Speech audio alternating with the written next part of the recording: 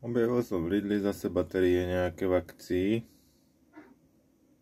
Takže to vypadá PAP 20B3. Takto to tam vnútri vyzerá.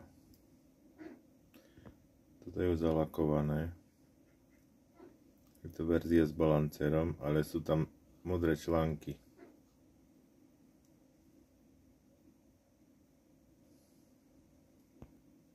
No a takto vyzerá verzia so zelenými článkami. Nie je to zalakované, je to to isté.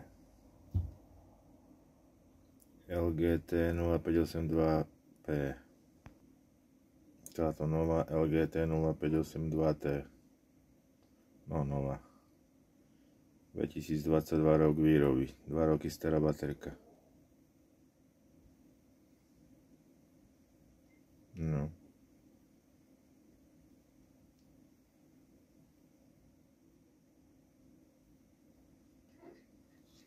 Dáme dohromady, budem testovať.